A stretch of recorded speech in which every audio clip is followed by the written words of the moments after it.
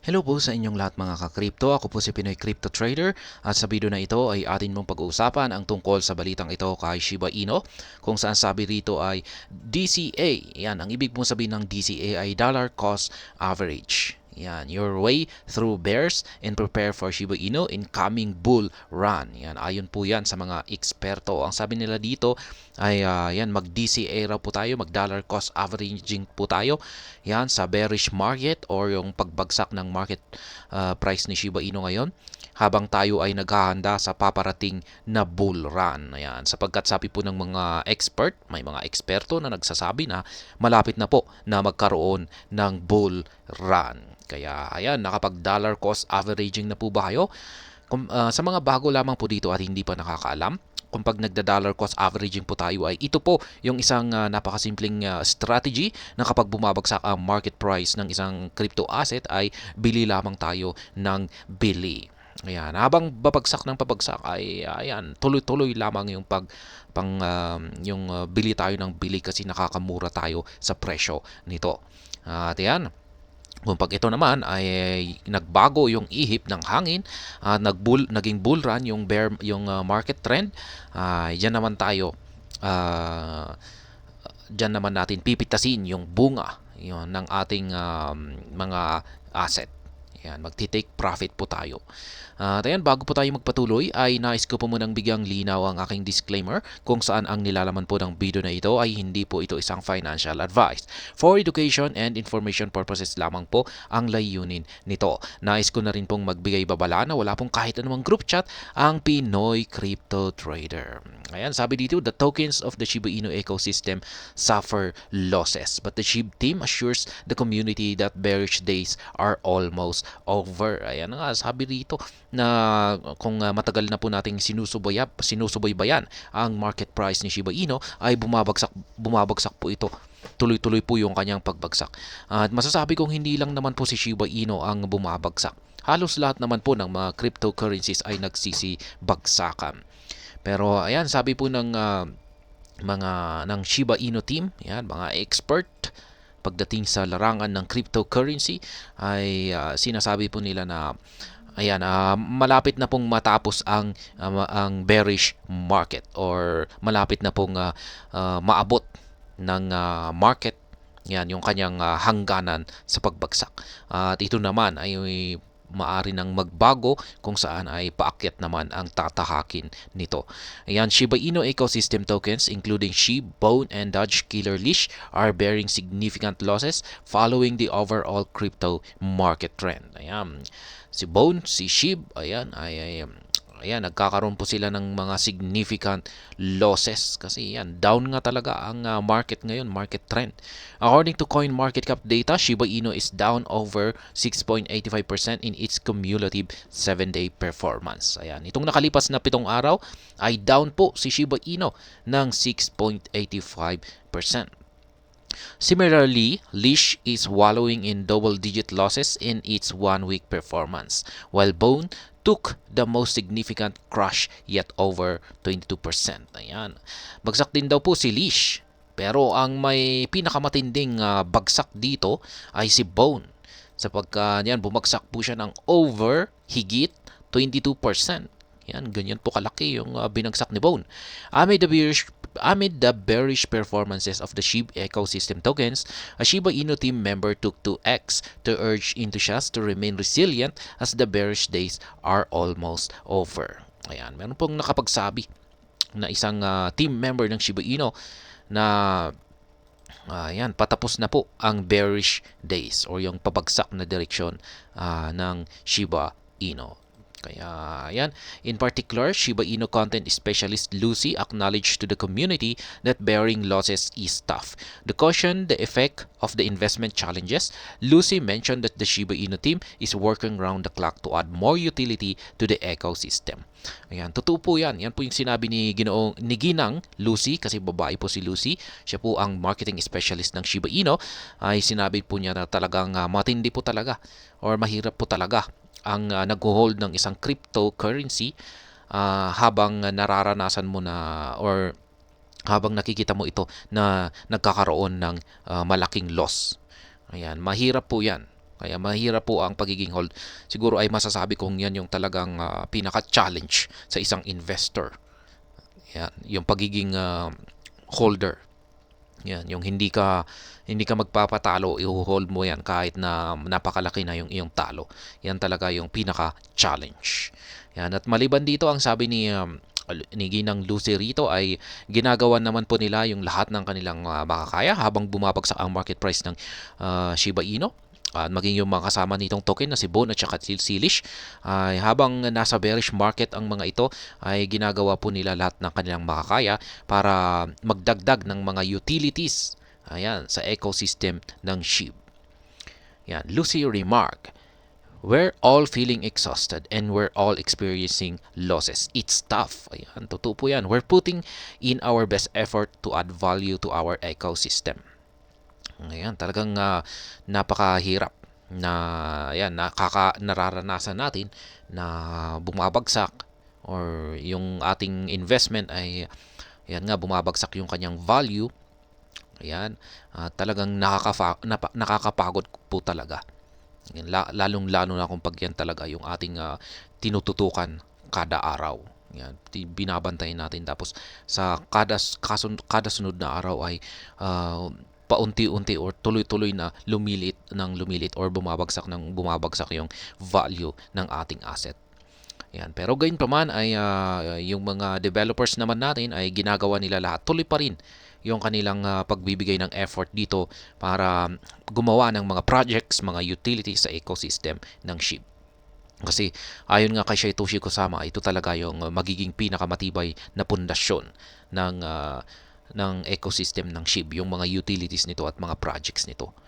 Yan, para sa sunod na magkaroon, sabihin natin, nagkaroon ng bullish market, tapos sa sunod na bearish market ay hindi po gaano yung malaki yung kanyang ibabagsak kasi matibay po yung pundasyon nito. Yan, fair building chance on Shibarium. Moreover, Lucy highlighted Shibarium decentralized makeup, noting it will be a major driver for growth. Ayan nga, yung sinabi nito ni Ginoong Lucy sa nakalipas na balita na si Shibarium ang magiging driver nito or parang magiging susi sa paglago ng ecosystem ng Shiba Inu. And she assured that the community, that the Shiba Inu's team has a patient approach to project launches within the ecosystem. The representative noted that the team would not overwhelm the community with their own Shiba Inu theme decentralized applications. Instead, they are committed to giving other projects a fair chance to launch on Shibarium. Ayan. Nagbibigay po sila ng mga opportunity para sa ibang mga projects na gamitin si Shibarium para ma-feature naman ang mga ibang projects. Ayan. Now is the time for everyone else to shine on Shibarium, Lucy proclaimed. Ayan. Kaya po iniimbitahan po nila lahat ng mga developers na gustong mag-develop ng projects dito kay Shibarium. Kaya kung isa ka po sa mga magagaling diyan na developers, ayan, at gusto mong gumawa ng iyong project dito kay Shibarium ay iniimbitahan ka po nila. Ayan, sa tingin ko kailangan mo lamang po mag-sign up sa kanilang intake form. Ayan, para makapag-apply bilang isang developer kay Shibarium. DCA and prepare for the bull run. Ayan, mag-dollar cost averaging daw po tayo para makapag-prepare na tayo sa bull run.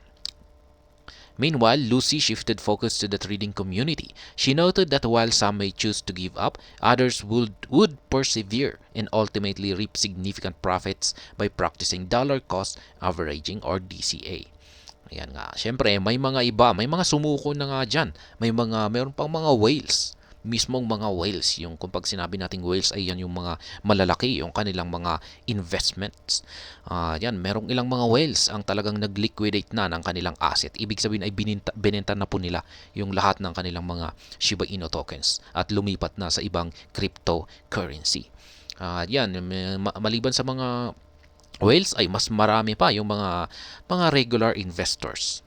Ayan, kasi hindi na nila nakayanan yung losses. Pero syempre, merong mga matitibay na natitira. Ayan, mga kagaya natin na talagang matibay, na talagang malaki yung tiwala natin dito kay Shiba Inu. Ayan, at kaya yan para sa mga yung mga may choose to stay.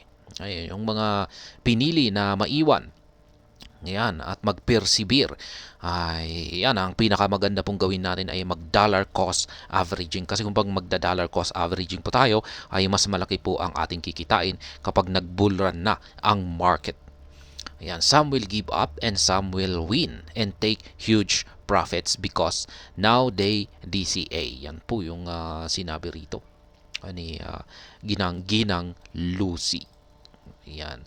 Some will give up, some will win. Ayan. Ganyan po talaga ang buhay. May talunan at syempre may mga panalo. Ayan. At syempre, meron din yung talagang panalo tapos ang laki ng kanilang kikitain. At sana ay kabilang po tayo dyan. Yan, yung panalo na malaki yung kanyang kikitain. Kaya yan, dollar cost averaging daw po ang susi para dyan. Additionally, her tweet included a chart illustrating Bitcoin's green and red days. The chart depicted that the bearish days are concluding based on the historical pattern Bitcoin exhibited. Ayan, meron po siyang pinakita na illustration sa kanyang tweet. It is worth noting that Lucy brought the SHIB's community's attention to Bitcoin as Bitcoin is believed to be the principal market driver. Moreover, the well-known crypto analytic portal CoinCodex stated Shiba Inu correlates positively with Bitcoin. Ayan, yan po. Linabas po si Bitcoin, ang mother of all cryptocurrency. At yung gaya nga ng lagi nating sinasabi na yung galaw ni Bitcoin ay ganyan rin po yung galawan ng ibang mga cryptocurrencies. Sinusundan po nila yung galaw ni Bitcoin. Ayan, sabi rito ay si Shiba Inu ay correlated daw po. Ayan, sa galaw ni Bitcoin. Ibig sabihin ay kung pag-correlate ay talagang parang magkapareho sila ng galaw. Yan, positively. Yan, kung ano yung nakikita natin kay Bitcoin ay ganun na rin yung nakikita natin na galaw ni Shiba Inu. Kaya yan, ito yung pinakita na illustration ni Ginang Lucy sa kanyang chart. Kaya yan, kapag kulay red ay babagsak, kapag kulay green ay pataas. At ito po yung kanyang projection. Yan, kulay green ngayon, 33 to 35 months bull run. Yan, napakalinaw pong maintindihan yung kanyang chart. Ultimately, Lucy's chart urges the Shiba Inu community to prepare for the incoming 33 to 35 months of bull run season after 14 months of bear market in each cycle since 2014. Ayan, ganyan po yung kanyang prediction kung gaano katagal ang bull market season. 33 to 35 months. Ayan, ang tagal po niyan. Ayan, mga 33 to 35 months. Ganyan po katagal na paakyat ang market price, ang market ng mga cryptocurrency. Yan. Ayon po yan sa prediction ni Ginang Lucy dito sa kanyang Bitcoin time cycle. At yan.